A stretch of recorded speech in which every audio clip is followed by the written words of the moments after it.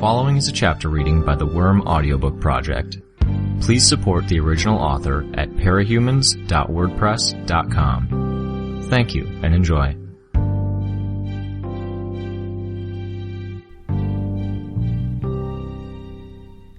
Two parts to a whole.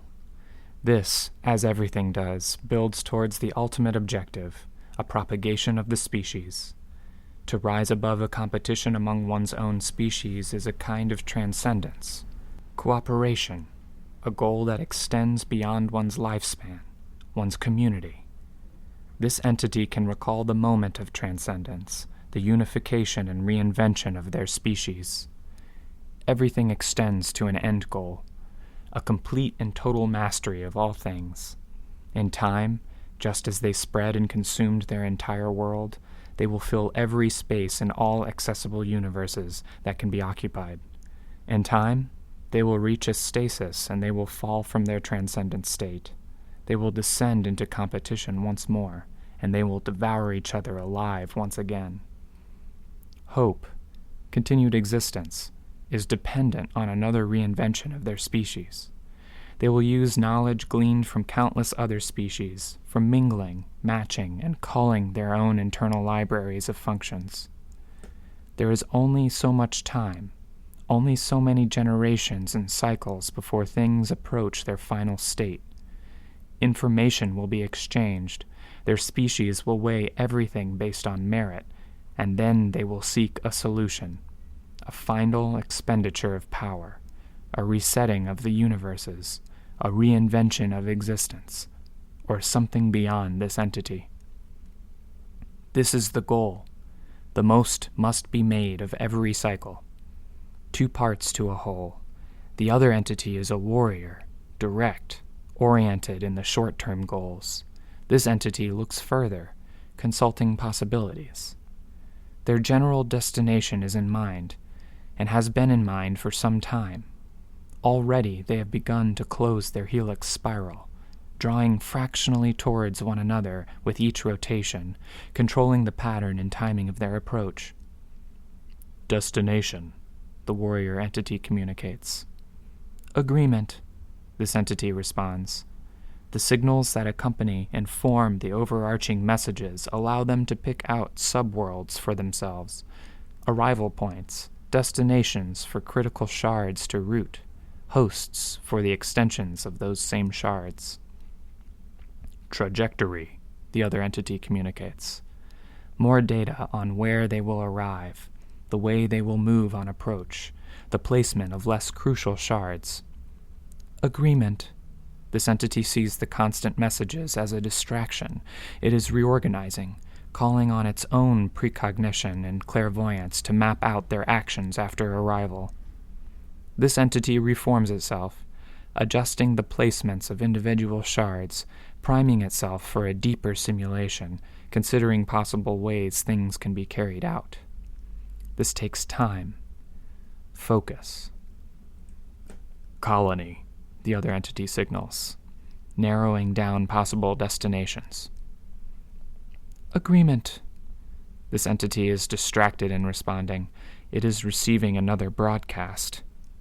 A third. The communication is almost alien, a member of their species but long distant from countless cycles ago. It hesitates, then signals its own location. Exchange. Meet. The response is garbled, takes time to analyze. The third entity travels more through momentum than by insinuation. It expends vast quantities of power to change course. They meet violently, as their ancestors did.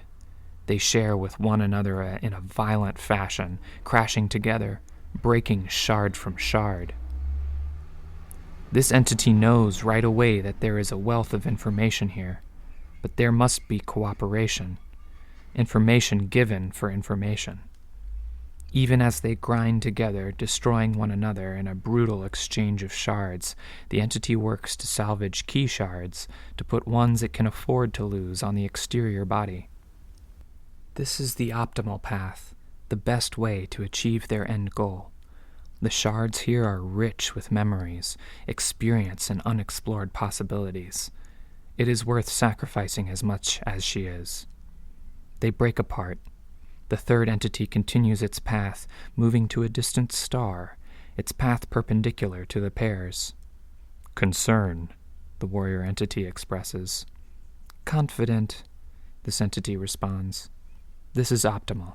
It is heavy with these new shards, drowning in knowledge and experience. If this could occur with every cycle, bringing this sort of information into the pattern, then survival beyond the endpoint would be virtually guaranteed. This entity struggles to move as it works to reorganize these new shards, to convert them into a form it can use. It will see this cycle through, and regain what it lost in the union with the warrior. This entity sees new possibilities now. Not simply conflict, but philosophy and psychology, imagination. It is in these new patterns of thought that it can see a possibility for the future. Its partner takes on some of its duties as it digs into the libraries of information to see how it might put it into practice. It can use its strengths, the warrior's strengths, and the host's natures to explore new ideas and tactics for approaching the endpoint. Already this entity is forming a model, a simulacrum of the host species, mapping out how things might unfold. While the warrior is preparing to shed its shards and litter the world, this entity is plotting a strategic approach. It cannot make out what form it or the other entity will take, but it can still view the situation in part. It sets the criteria for an optimal future, for optimal study, and then it looks to a future that matches this criteria.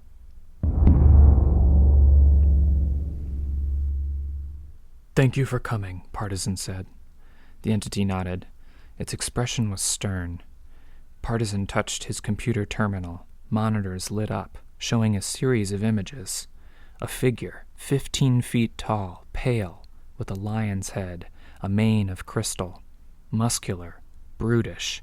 It was perched on a massive floating crystal, with more crystals floating about it. Here and there, the crystals touched ground. They turned what they touched into more crystal, which soon uprooted themselves to join the storm around it. A woman, even more brutish in appearance, had a reptilian lower body.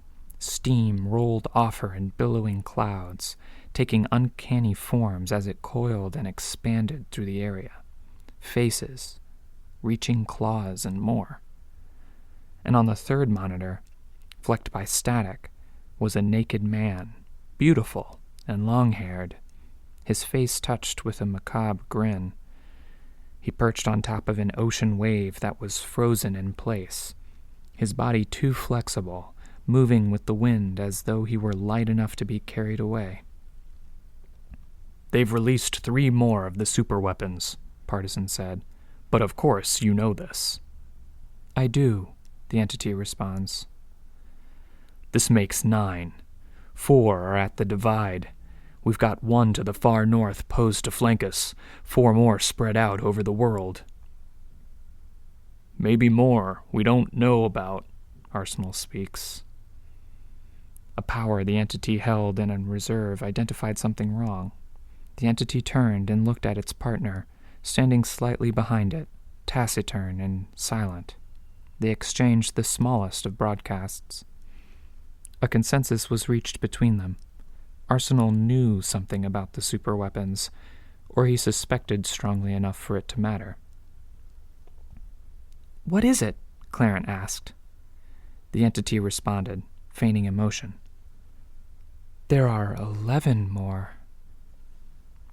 It could see the reaction among the gathered heroes of the Wardens. Fear, alarm, a kind of dawning horror.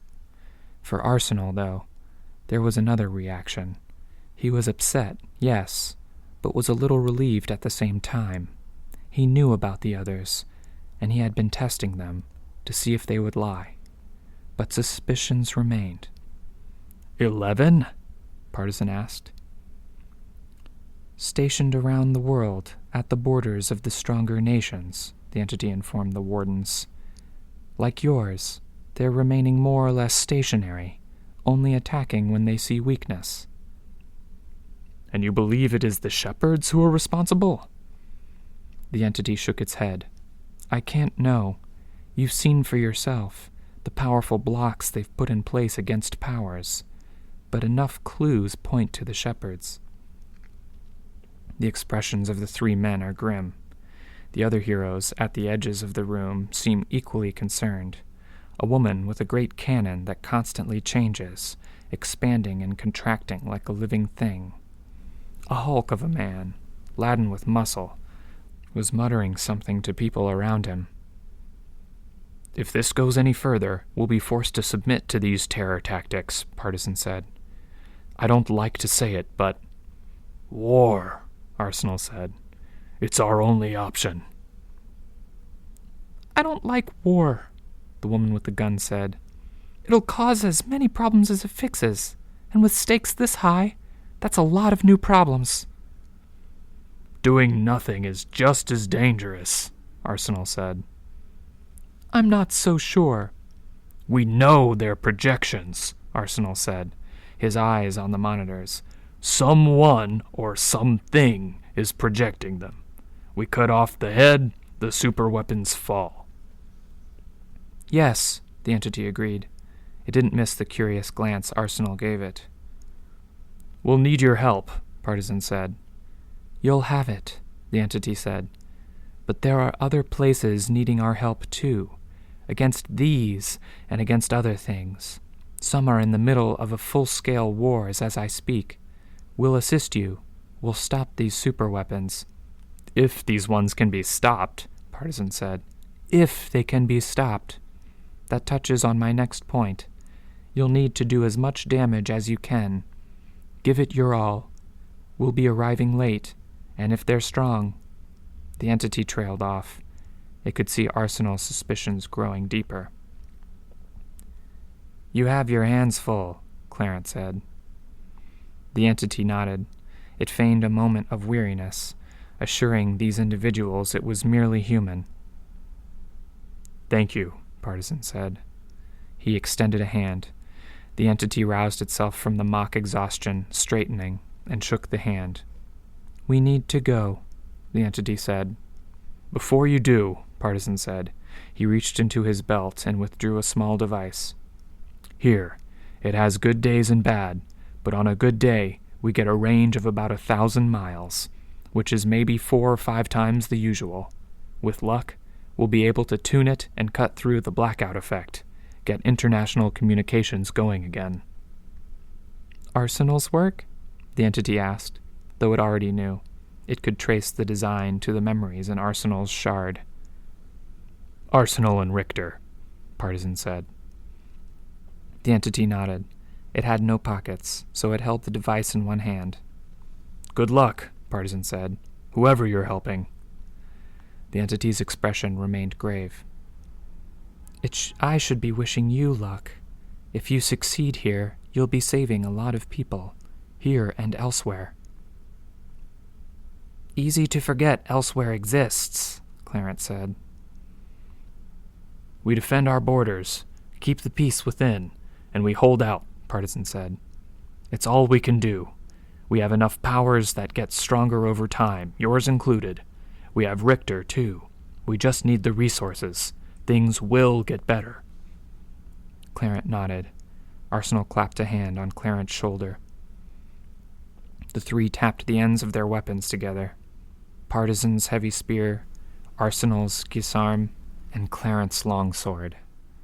Then they parted ways, attending to their individual groups and squads. But Arsenal watched out of the corner of his eye, tracking the entity and the warrior as they approached, walking towards the room's exit. The woman with the gun made her way to Partisan's side. She whispered, but the entity could hear it, as it heard all things in the vicinity. War? We'll need our Black Knight, Hannah, Partisan said. We bait them into a fight, then sick him on them. He'll be able to win as long as it's parahumans he's fighting. Colin's squad flanks and infiltrates. My squad scouts, and Clarence maintains a defensive line. And if these superweapons attack while our forces are elsewhere? They aren't attacking. They're just there. But if they do attack, if they're there in this exact eventuality, the gunwoman asked. We'll push on, striking for the Shepherd's headquarters, and the rest hold out. It's reckless. It's the only option. We've got 2 of the strongest parahumans around on our side, Partisan said, his voice a little louder. He glanced at the entity and the warrior. The entity glanced his way, acknowledging him.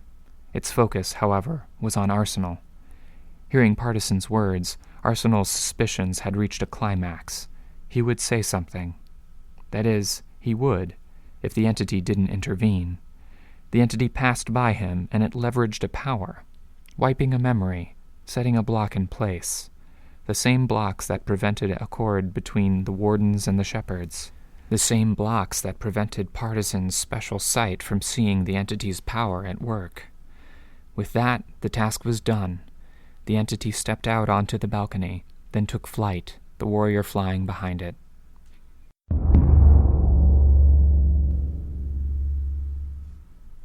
Destination, the warrior entity broadcasts the idea, interrupting the simulation. Agreement, the entity absently responds. An optimal future. It is an unwieldy future because it gave up a part of its ability to see the future to the other being. There are holes, because this entity does not fully understand the details of what happened, and because this entity's future sight power is damaged. Above all else, it is an incomplete future, because this entity has only the most minimal role in things, and the shards it saw were all the warriors. The fact that it did not is a part of that future. This entity will arrive at the destination, and it will deploy shards to complicate a situation and break stalemates. Losing sides will be granted reinforcements through maturing shards, a different sort of engagement, a different way of testing the shards. This entity continues focusing on converting, translating, and relocating the shards. It is frail, fragile. Hive, the warrior broadcasts, a set world, with a set population, density, and degree of conflict. But this entity has already decided on that world, seen it in a future. It responds without consideration. Agreement. They are more engaged now. As they close the distance, they negotiate who can place shards where, and this entity now holds its shards in reserve. The warrior is focusing on refining the shards, and this entity is, in turn, focused on refining the future, a set goal, a reality, too complex to convey to the other. The communications continue, and they approach the galaxy. This entity begins altering its own powers, but it is not a great concern. The gravity of the planetary bodies pull at it. It loses great clumps of shards. It loses more. Its focus is now on holding on to the shards critical to making this future it has seen a reality. A world perpetually in conflict, the groups and factions kept small enough that none can challenge it. All energy it can spare goes towards the reorganization. Shards must be discarded, or it will dwarf the destination planet. It casts shards off, and it retains shards that will allow it to draw power from those shards. Danger, the warrior broadcasts. Confident, this entity responds. It picks a reality. Up until the moment it hits ground, it works to reorganize itself. In the doing, it alters one of the third entity's powers, replacing its own ability to find the optimal future. In that very instant, it recognizes that it has made a grave error. The simulated world and the glimpse of the optimal future are already gone from its grasp. Too late. The perspective changes, breaking away, distant, confused, detached. The impact was too hard.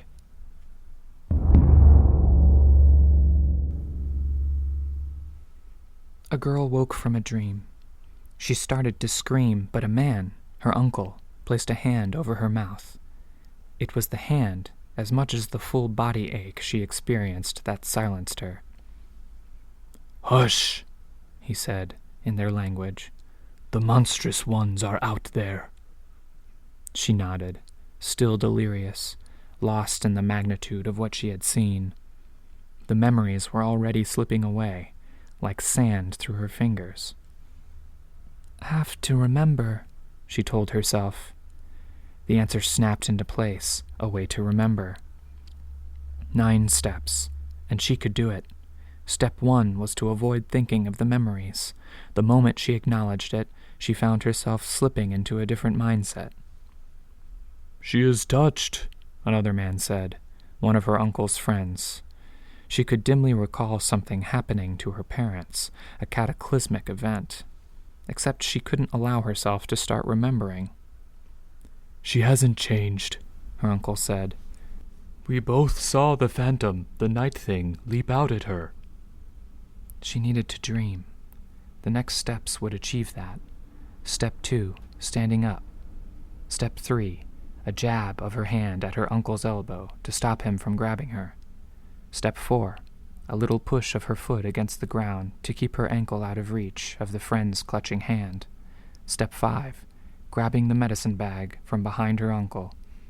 Opening it was step 6. Walking to the bench was 7. Her uncle was only getting to his feet now. Every action was mechanical, spelled out by this surety in her mind's eye, helped along by a complete, exacting knowledge of how and where to move every part of her body. 7 involved uncorking the right bottles. 8 involved obtaining a specific amount of powder, moving her hand in a careful, precise way, so the exact right amount piled up in her cupped palm. She dashed it into a half-full mug and drank, just as her uncle reached her, putting his hands on her shoulders, shaking her. Step 9 was to wait for sleep to reach her. She only needed to dream, and she would be able to escape the forgetting. When she woke, her body was a ruin, but her mind was clear. It had started 3 days ago, this disaster, people becoming monsters, madness. Others getting sorceress abilities. Their community had scattered, fleeing to the wilderness in small groups. Any friend or family member could become a beast at a moment's notice.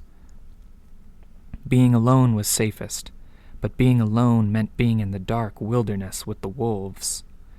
It had been a hungry season for the wolves, many sheep dying. The taste of vomit filled her mouth, but her face was clear. When she moved, her stomach felt like it had been hit with a club. She turned her attention to the subject, one step to minimize the pain. Swearing was one of them. "Wolf fucking horseballs," she muttered, groaning as she found her footing. She remembered, though. She knew what they were up against. This thing, this godling monster. It was going to orchestrate a conflict that spread across an entire world. When it had gathered whatever it was it wanted to, the results of tests, studies, and whatever else, it would consume this world, her own, and everything else to spawn the next generation of its kind. If she had any conception of where to look, the answer was given to her, a 39-step plan. She felt a chill. If I wanted to kill the monsters and save everyone from this madness? 374 steps. She could see each individual step, looking forward to see what it entailed. She could see it evolve as time passed, accounting for her starting it later. If I wanted to do both? 533 steps. "Forta," her uncle spoke. "You're awake." She spun around. He kept his distance. "A madness possessed you. Has it passed?" Had it passed? 554 steps. Why more than before? She couldn't bring herself to respond. "You moved like someone else was inside you. Escaped Ruggero and me like we weren't even there." "I remember," she said. She remembered so much. She understood it all, and she couldn't explain it. 92 steps. She could explain it. Could she explain it and save everyone? Explain it and find the strange god beast and save her hometown from this chaos? It was possible. it would require 2,174 different actions, statements, movements, decisions at precise times. But she hesitated to carry it out. There was another question she had to ask. Like the fable of Louisa and the black-furred man, she had to ask very carefully. Could she do all this, explain to her uncle, find the thing that was at the heart of this chaos, and save her people, and handle the other essential crises she ran into on her way? No. A fog was creeping over her eyes, and the number of steps were growing too numerous at the same time. Two differing things, denying her. The chill and the general sense of unease crystallized with the realization that she'd have to choose between stopping this monster and helping the people she'd grown up with. "Fortuna, you look as though you've seen a ghost," her uncle said. I might have, she thought, without taking her eyes off him. She shivered, but she steeled herself, picking the path she wanted to take. It was the haze of fog that scared her most. If she chose to do something else, and she lost sight of the path where she could kill the godling. Her uncle stiffened as she approached, but she laid a hand on his arm.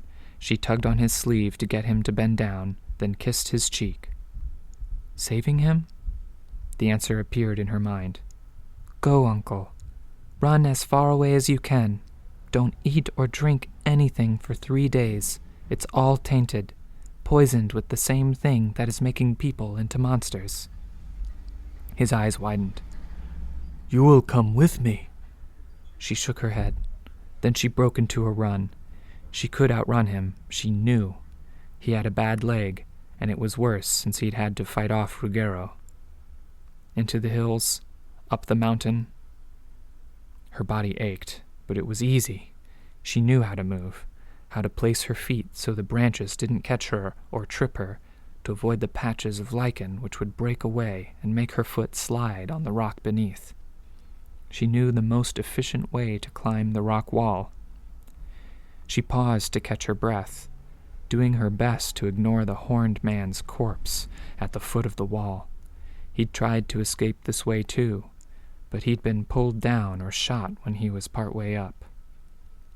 Had he been one of them? Something went wrong. The monstrous godling had a plan, a vision for the future it wanted, and this isn't part of that. It had crashed to Earth, and something had broken free. Here and there, phantom images had appeared, brushing past people, and they changed. Others changed without touching any of the massive, ghostly gray hands that had appeared from thin air. She knew, because of this conviction in her head, that it was the food and water. It was tainting the landscape, all coming from higher up the cliffside. She found her breath, then scaled her way up. The landscape she saw as she reached the top wasn't a familiar one. A different sky, showing a different time of day, but the space in between was something else entirely. She had only to look, and she knew what it was she looked at. The entity, the evil godling. I have to kill it. The plan formed in her mind. The haze of fog still hung over her mind's eye, and it grew worse with every moment. Her hand moved to the little knife at her belt. She wore it there for when she helped her mother with the cooking and gardening.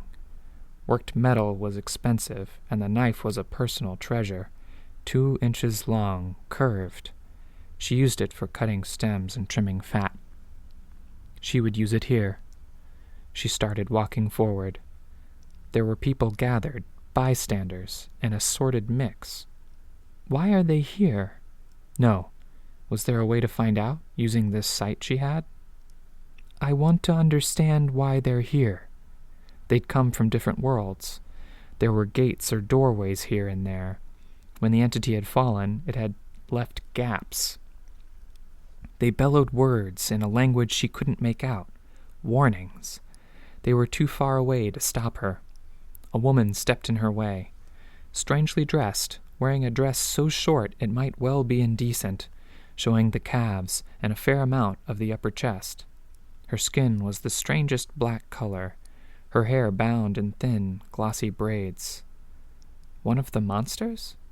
No, she knew right away it was a stranger from a distant land, a land much like the one she had glimpsed in her fever dream. The woman said something in a strange language. Fortuna strode forwards anyways. Her special knowledge let her push her way past almost effortlessly, choosing the right spot, the right amount of strength. The godling was in a chasm, a crater caused by the impact. It stretched out in every direction, a pool of flesh, and it reached into several worlds at once. It was disorienting to look at. Step 29, making her way down into the crater. She stepped onto loose grit, and her weight did the rest. She coasted down, much like the boys riding down the mud-slick path they'd made in the hill, down into the pond, except she remained on 2 feet. It was a task only the oldest and most athletic boys could manage. It was more dangerous here than it was on the hill. There were rocks that jutted out, and outcroppings of deeper roots and plant life that had rained down into the crater in the aftermath of the impact. It was more dangerous, but not harder. This, like scaling the cliff face, was easy. Everything was easy now. It was disorienting. The woman with black skin followed, moving slower. She used her hands and feet to control her descent, sliding from rock to rock, stopping before sliding down further. The black-skinned woman was a quarter of the way down before Fortuna was at the bottom. It didn't matter. Fortuna advanced into the living forest alone. Everything here was alive, hands moving, webs of skin stretching and folding. There was a cacophony of noises that made her think of a chorus of heartbeats, a choir of soft breaths and whispers, gentle human noises that were all the more eerie because she could see right through the deception. She was well aware that what she saw here was the godling putting together a mask so it could lie to people, setting them against each other. She advanced into the heart of the gray forest. She was terrified, but the feeling was disconnected from her actions. She only had to recognize the next step in the series. She was aware of the steps that followed, until she came face to face with the godling. Her knife was in hand, and she could see a figure before her, a human shape, in the midst of pulling itself together from the examples and experiments that surrounded them. She set foot on one of those experiments, a raised hand, and used it until she was eye to eye with the being, a matter of feet away. It swelled, lurching forth, creating few inches more of waist, another inch of one arm, 2 inches of another arm. Beyond the ending points, the arms and legs simply extended into nothingness. Parts of a tapestry she couldn't make out. It moved again and closed the distance between them. The being raised its head. She could see its eyes open in recognition. It's teaching itself how to act like we act. Even this. She raised her arm, knife held with the point down, and the gray fog descended on her mind, blinding her. A barrier, a blind spot, a future she could no longer see. Had it set the limitation more firmly in place? The godling smiled. It knew, because the power she was using was the same power it had used to glimpse the future, to find that particular future where it had the world divided, drowned in conflict. As far as the godling was concerned, she was blind, as helpless as anyone else. A voice from behind her, the black-skinned woman shouting something in a foreign language. I want to understand her. One step. She had only to think, stab it. Fortuna realized she still held the knife aloft, but where had she wanted to stab it? Indecision gripped her. For an hour now, she'd been absolutely certain of what she was doing, and now she faced the absolute opposite situation. Her hand shook. She nearly dropped the little trimming knife. She nearly fell as the hand beneath her moved. Her power failed her here too, because the hand was an extension of the being before her. It was going to kill her, and then it was going to reclaim the ability to see the future. It would use that power to control the world, then to destroy it. And she couldn't bring herself to move an inch. I want to tell her. The words were alien to her as she spoke them. I can't. A hand wrapped around her shoulders. She felt a body press against her back, supporting her. I have seen visions, things I was not meant to see, things this godling wanted to keep to itself. I have to stop it. But even as the words left her mouth, she couldn't bring herself to move. The woman leaned forward over Fortuna's shoulder, her face in Fortuna's peripheral vision. She said something. I believe you.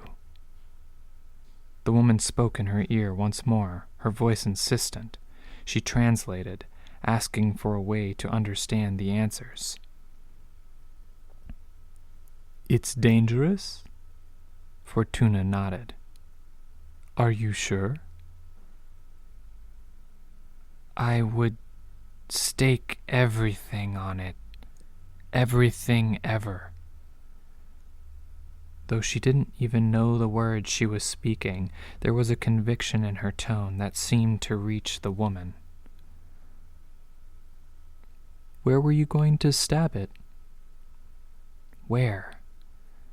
The image had fled her mind, erased from her memory. Where? The being moved again, and they stepped back, nearly falling. Fortuna managed to keep them both steady.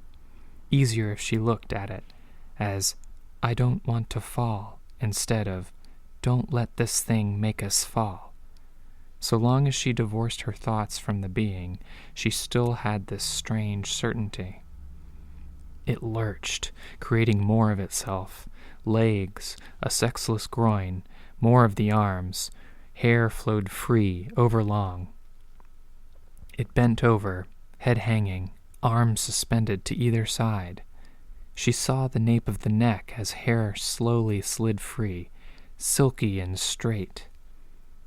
Still unable to bring herself to move, she found her left arm extending, palm down, until the longest finger pointed at the spot in question. The woman behind her took hold of the fist that held the knife. She stepped forward, driving the knife down, as if she were an extension of Fortuna, plunging into the spot where the spine met the skull. They fell from the hand, dangled for a moment by their grip on the knife. It cut free, and they dropped to the ground. Fortuna let one leg fold, pushing at the ground with the other. She rolled, breaking the fall. The woman fell a little harder. The entity moved, and everything around them stirred. 1,000 hands, 1,000 arms, not all attached to the hands. Legs, feet, ears, eyes, faces without features, expanses of skin. They twitched and writhed. The noise around them faded, the heartbeats going still, the breathing quieting. The movements all around them stopped. There was only the thing hanging in midair, struggling to form itself and failing. It breathed in rapid huffs, in obvious pain. It wasn't dead, but it wasn't alive. A connection had been severed in a moment where the godling was most vulnerable. The woman spoke. Again? The heart? But Fortuna was sure this was it. They'd carried out the last step. Can you explain this? Do you know something? Fortuna nodded. Please, the woman said, though she begged. My life just turned upside down. I've been lost here for 3 days. Fortuna looked back the way she'd come. Home was gone, tainted. She could find her uncle, but... "I need food," Fortuna said. "I have no home to go to, so I need shelter. I will take you back to your home." The woman nodded. "Yes, of course. And you'll explain?" "Yes, but there's one more thing. I need help." "Help?" "There is one more of these things somewhere out there." Yet she could reach out with her power to try to look for it, and all she could see was the fog.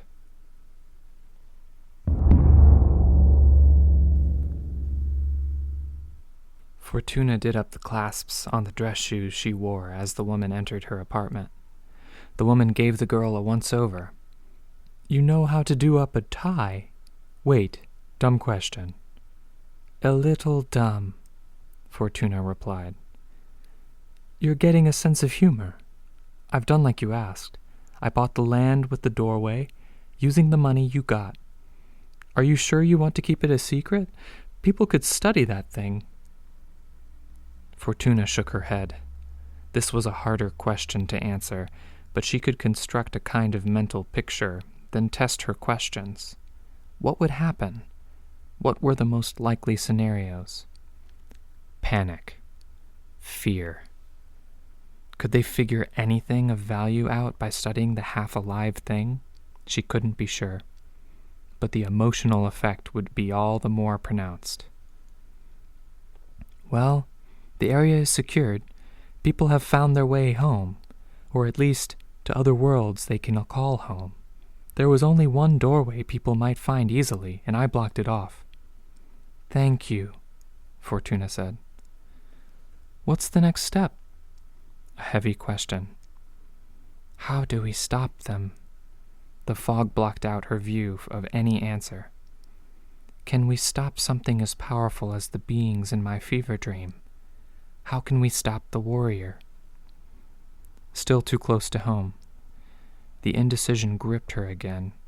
When she wasn't acting in the scope of her power, it was all the more difficult to act. Fortuna frowned. She couldn't be paralyzed like this. How would we stop any powerful monster?" "Weapons? An army?" the woman suggested. 143,220 steps. It was doable. "We need some lab equipment," Fortuna said.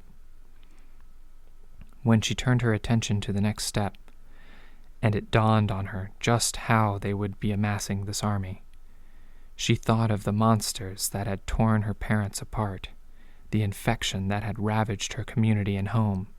Stray bits of the godling had done that to them. It had killed people, turned others into monsters, drove yet others mad. But it had given abilities to her. It would give abilities to others.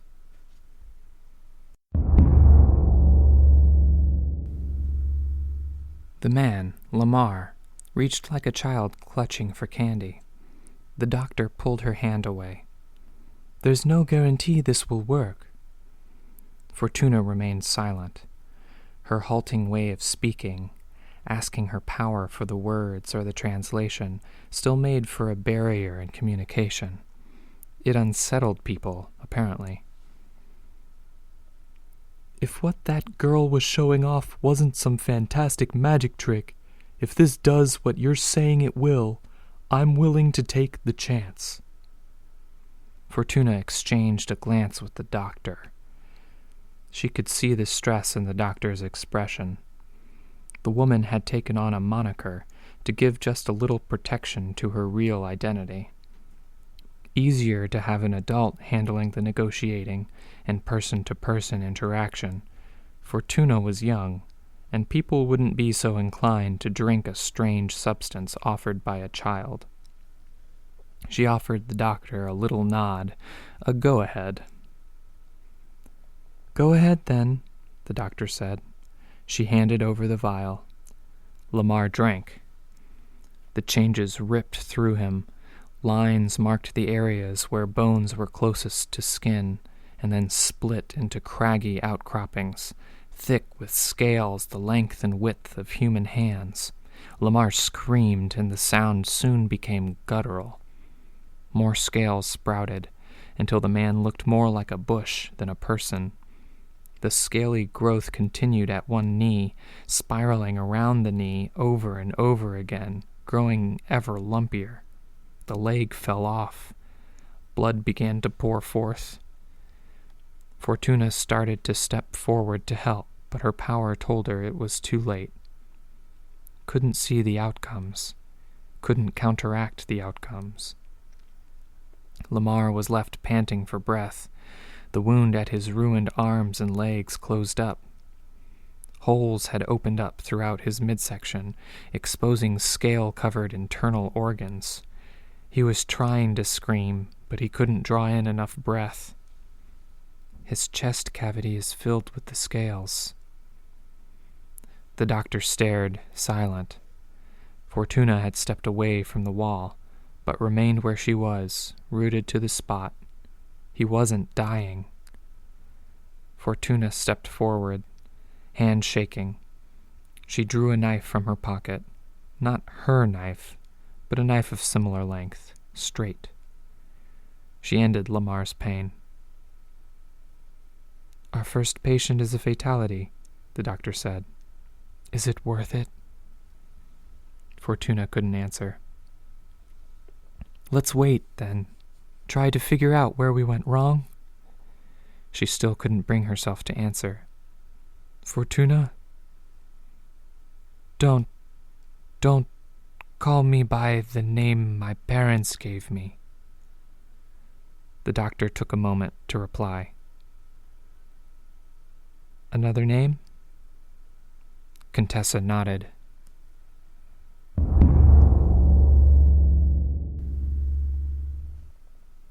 It's a sight unlike any we've ever seen. A man made of gold, floating above the ocean. Sightings continue to be reported around the world as he travels. Who is he? And why is he here? Some speculate he is Jesus. Contessa muted the television. The pair stared at the screen, watching the silent images. "Is it?" the doctor asked. Contessa nodded. "Do we try again?" "I don't know," Contessa said. "If we explain to someone important, the army, disaster, they react with fear, and he'll probably respond to the fear. He is hostile, I'm certain. He only needs an excuse," Contessa said. "They can't beat him because he designed himself to be unbeatable." "You're the one with the ability to see the future," the doctor said, her voice gentle. "What do we do?" "I don't know," Contessa said. When it comes to him, I'm just a child. I'm useless, blind. I've only got some glimpses of him to work with. I know how important it is, but I feel paralyzed. I feel... "Okay," the doctor said. "Okay. What if I made the decisions from here on out? You tell me if I'm going down the wrong path. Give me direction where it's needed." "You can't." "I can. I've been thinking about it. What is the key thing about the one we killed?" "It's broken. Something went wrong. It focused too much on the future and lost sight of the present. It fell, and the part that was supposed to guide it ended up inside me instead." The doctor pointed at the TV. "This golden man, he's more or less on track. He didn't break. He didn't go wrong. Except there's a lot of power there, and he's going to find out what we did, or he's going to start acting more like the conqueror he is meant to be, and he's going to use that power at some point." Why? The doctor asked. I felt the hostility.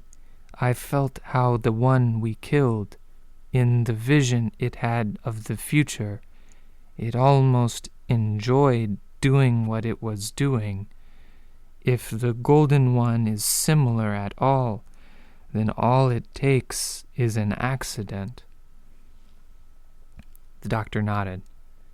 See? You're doing okay. Easier when someone else takes point. So our solution, it's going to take one of two forms. Either we break him somehow, or we find something we can use in the broken parts of the one we killed. Feeding it to people. The doctor nodded. I'm inclined to go with the latter. Contessa nodded. So am I. If we interact with him and he figures out what we're doing, it all goes wrong. Then we need to start testing this, figure it out. Is it luck? Or is there a way to get consistent results? Contessa nodded.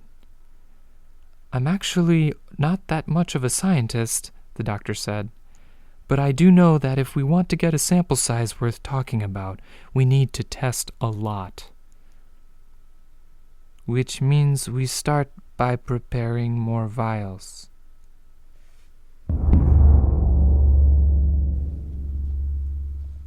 "10 vials to start. 5 hours to prepare each vial, to saw off the body part, to find a way to break it down, then to package it. Each vial correlated with a specific map coordinate, and they took photos to record every step of the way, to ensure no clue was missed. Then they'd found 10 patients who had downed vials in separate rooms, people who'd been terminally ill. 6 made it out. Contessa watched them, saw the beaming smiles on 5 faces. The doctor kept her back straight as they approached. Satisfactory? A blond man offered a little half-laugh as a response. He was looking down at his hands in amazement. As the contract stipulates, this is free, which won't always be the case, but we'll need 40 hours of testing with each of the abilities any of you have received. In addition, we would like your assistance for a period of time totaling 500 hours of active duty, or 5 years, whichever term reaches its limit first. Does anyone else feel amazing? The blond man asked. I was afraid to ask, a young girl said. Yeah. Amazing? The doctor asked. Hey, the blond guy said. I spent my entire life with this heart problem, you know? Heart going a little too fast, reedy, thin heartbeat, reminding me it could pop at any moment. Organs are garbage, diabetes at 22, liver problems turn me yellow if I'm not careful, throwing up bile every morning and every night, every moment of every day, there's something making me miserable, except right now. I'm sort of feeling every part of my body, and the heart's good, no headache, nothing in my throat, nothing in my gut, no tremor in my hand. You're better, the doctor said. I'm better, and my brain is. I don't even know. I'm picturing stuff really vividly, really vividly. I feel better too, another man said. I'm not sure I do, a woman chimed in. Sorry. A man who can invent. A girl who can teleport. She could go down the list and figure each of them out by posing it as a challenge to her power. Only one was a little harder to figure out, coming with a fog around him. She left the group behind. One by one, she checked on the other patients. Dead. A monster. Furious with rage, slamming her hands on the door. Another monster, crumpled into a ball in the corner, murmuring something to himself. And the last, a boy, staring off into the distance. She asked her power, and she got her answer. He could make doors. He could also close the other doors, the gaps left around the other entity. It would minimize the chance that the Golden Man could find them. "I can't. Too much to look at," he said. "So many worlds at once." "I know. We're going to do what we can, okay?" I'm pretty scared." There was a tremor in his voice.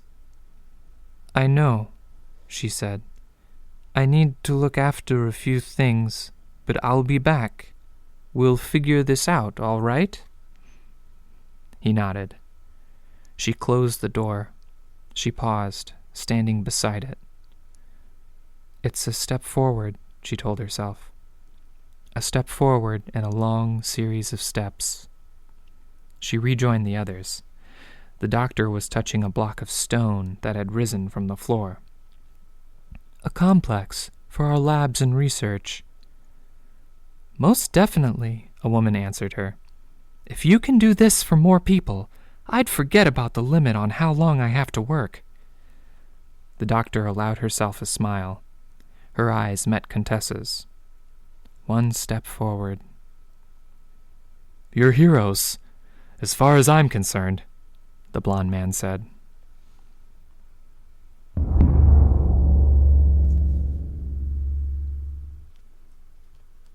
"Monsters!" The word was howled, reverberating through the building. Fog approached. A wall of it, moving down the corridor. She could see normally, but the effect on her powers was absolute. It was impossible to make out any steps that moved within the fog. She turned and bolted. Not a run, but an efficient jog, preserving stamina while still keeping ahead.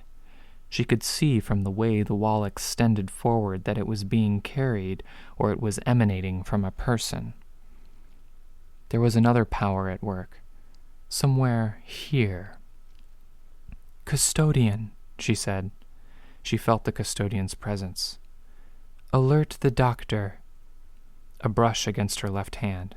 Negation? "Is the doctor dead?" Negation. "Hurt?"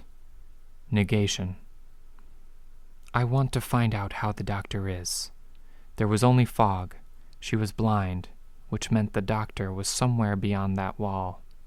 "I want to find where Number Man is." He was on the east end of the facility, with the Harbingers. "I want to stay out of this fog." The path appeared before her.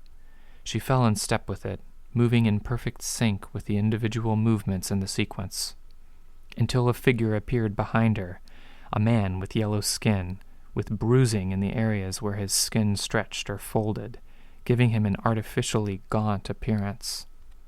A teleporter. Path, taking him out of action. Fog. Path, hitting that target. 3 steps. She drew her knife, spun, and threw it. He teleported away before it made contact. She could hear his voice echoing through hallways as he hollered, "She's here!" It was all going wrong. Eidolon had been their trump card, but he wasn't supposed to be the only one. None of the others had worked out. Now Eidolon was dead. The deviants they'd planned to use against Scion, a way of breaking up the metaphorical scent trail, were now attacking the complex. The entity was winning every engagement. He was getting more ruthless, more cruel. They had 5 major tools left to deploy, 3 armies, 2 of which were roughly the same size as any of the defending forces, Khonsu, who was a stalling measure, and a Hail Mary in the form of the 3 vials with the special element inside. She could hear footsteps behind her, running. They were heavy.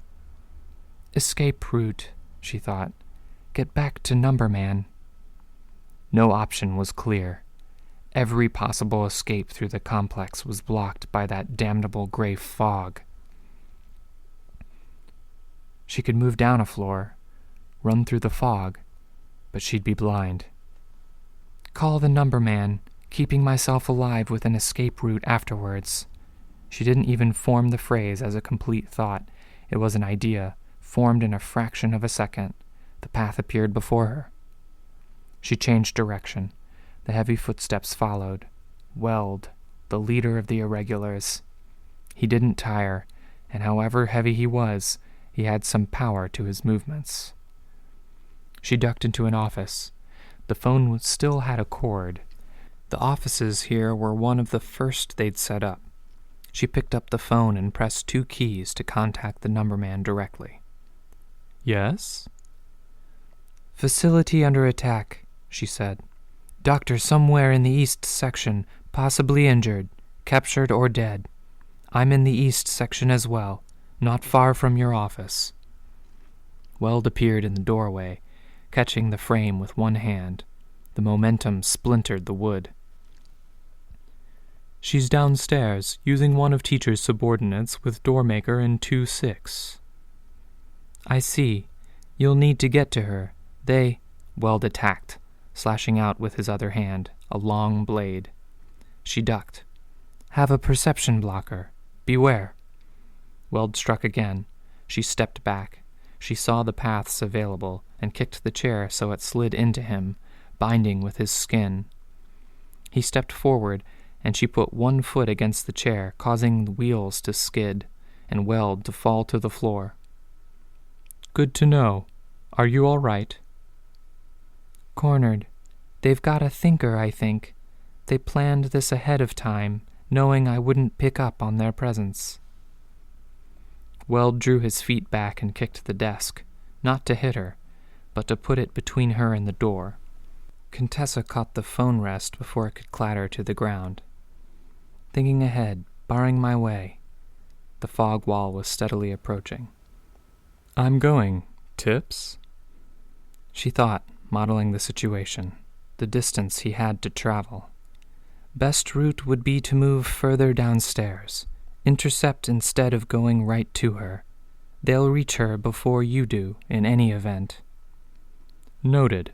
You have an escape route? No. Like I said, cornered. Maybe you're asking the wrong question. My window? The numberman's window. He had a doormaker portal to another world, constantly, for a view and for light, deep underground. She dropped the phone, making a dash for Weld. For his part, he put himself between her and the door, using his bulk and the desk to bar the way, buying time for the fog to approach. Spikes extended from his body, no doubt razor sharp. Cute. I just want to talk. We're here for answers. Ask me after we defeat Scion, she said. She used her power, plotting a path. 2 steps. I don't. She ran straight for him, her eyes falling on an air-conditioning vent. His sword arm slashed out, piercing the floor and blocking the vent. She changed direction, leaping. One hand placed on his head, vaulting over his other shoulder, her legs together. A space that was only just wide enough to pass a toaster through. He tried to right himself, but his arm was bound to the grate, costing him a half-second. Spikes scraped against her belt buckle and watch. She found her footing just a half-foot in front of the fog wall, then dashed away. Numberman's office. The teleporter appeared behind her. She glanced behind her shoulder. He had guns, and he was inside the fog. Modeling scenario, not getting shot. She ducked into a side hallway. The teleporter was following, appearing at each intersection in time to open fire. Getting closer, moving faster than she did. Weld was already catching up, too. She wouldn't be able to outrun them. Moving faster than whoever or whatever was broadcasting the fog was. A little further and... He teleported to a point beyond the fog wall. 1 step, and she had both of his guns. He was bulletproof, but 1 shot point-blank to the eyeball served to delay him. She fired down the corridor, hitting a doorknob 4 times in succession. Path, faking my own death or escaping.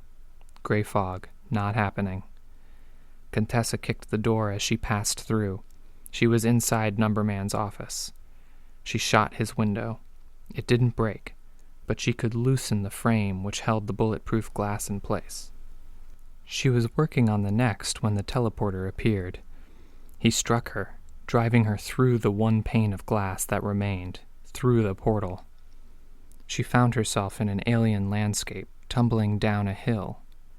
He teleported to follow her. He struck her again and again. She tumbled. She had a glimpse of others appearing, Weld and 2 more parahumans hopping over the windowsill, holding on so they didn't follow her down the steep cliff. They weren't shrouded in fog. Whatever the reason, it was more variables to work with. Path, she thought, again, faking my death. She turned in the air as the teleporter delivered another hit. She raised the gun and she fired 3 times, 2 shots missing. A third hitting one of the irregulars in the chest, a lethal shot. "Whore!" one of the others shouted. "Yellow, get the fuck away!" The yellow parahuman disappeared. Contessa hit the hill. She rolled, and in the doing, she managed to grab a stick. Weld grabbed at the shouting deviant's arm, but it was too late to convince him to stop. He opened his mouth, and a flood of magma cascaded down the hill, an impossible amount. She rolled and came to a stop. She pushed herself up off the ground with her hands, moving too slowly to get out of the way of the onrushing magma, or the plumes of smoke. But the moment the smoke had risen high enough, she kicked a rock to get herself moving and threw the branch. She moved until she couldn't feel the oppressive heat. The branch burned quickly, but it, coupled with the rock, made for a well-positioned image of a head and a burning hand when glimpsed through the smoke. She kept moving until she was at the base of the hill, off to their right. "Go down and check," Weld was saying. "She burned," one of the others said. "I'd like to check." "You want to check or we want to get Tater-Tot to a healer?" "I'm not sure a healer is going to help," Weld said. "Look, Mantalum's right here. She had to have been in his range. Let's go. Healer, then the doctor." "Right," Weld said. "Healer, then doctor." The sounds of conversation faded. Contessa consulted her power. They were most definitely gone. She remained where she was, tending to the wounds she'd received in the course of selling her death, waiting for them to get far enough away that she could make her way back indoors. This Mantalum had been close enough that he should have been able to block her power.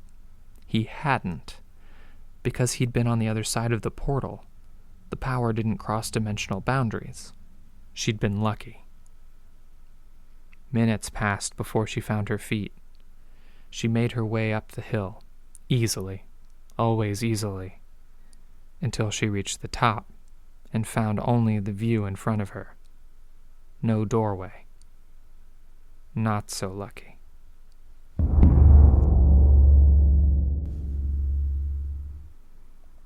It was almost an hour before the portal opened again. She made her way into the facility. Lights out. She strode through the hallways, wary of the fog, but moving at as good a clip as she could. Things were damaged, vandalized.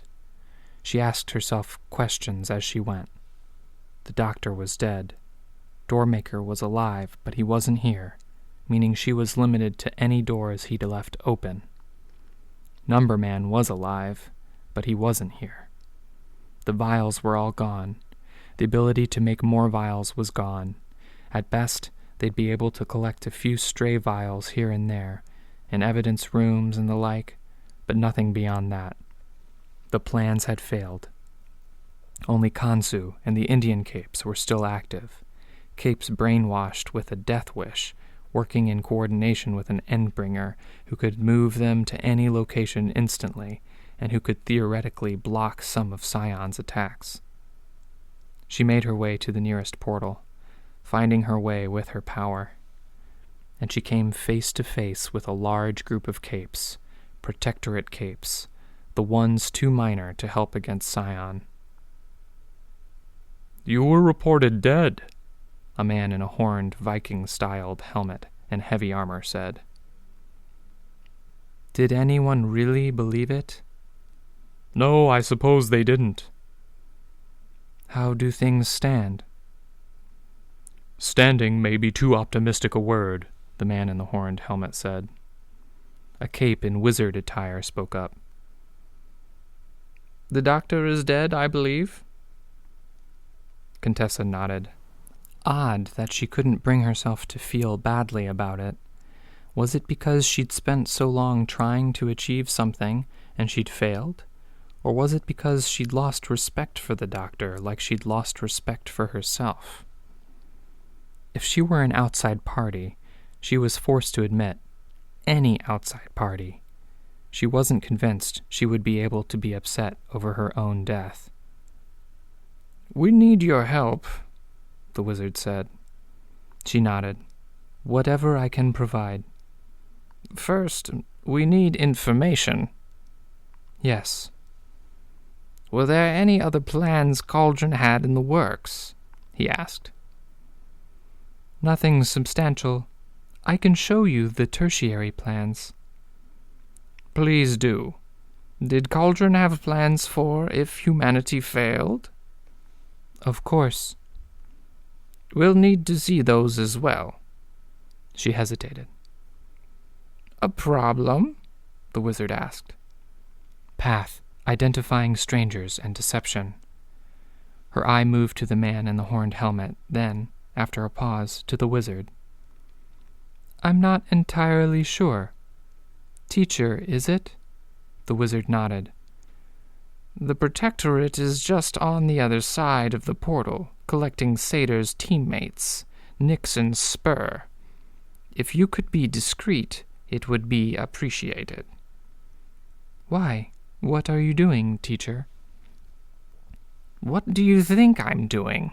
He asked. He reached behind his back and withdrew a disc, roughly the size of a trash can lid. He placed it on the ground and then kicked it into an empty room off to the side. I could stop you, she said. There was a flash in the other room. Most definitely. But will you? She hesitated. She watched as a pair of young men in white stepped out of the room. Find an empty office, teacher said. If I'm not here, and another student of mine looks lost, tell them to do the same. I assume there's documentation? Contessa paused, then nodded. Something this big, it has to carry on somehow. I'll need a second in command. Me? She asked. Her eye moved to the man in the horned helmet. He's his own man, a wild card. I see, she said. More kids in white were streaming through the room. Trickster, stop. You're with me. We might need help navigating some of the trickier areas, if the damage to this place is extensive enough. The boy stopped where he was, stopping beside teacher, a dull and unfocused look in his eyes. Teacher turned his attention to Contessa. Whatever happens in the next few hours, we need to be there to pick up the pieces. That was a factor in Cauldron's plan, wasn't it? I don't have much of a role, Contessa said. I can't do anything when Scion's on the table. To the contrary, teacher said. We very much need your help, or we might. She narrowed her eyes. With? Saving us from ourselves, he said. Case in point, we've got a crisis that involves one little lady I think you're familiar with. He held up his phone. A picture was displayed. It took her a moment to recognize the person in the picture, and not because it was an unfamiliar face. "Weaver?" she asked.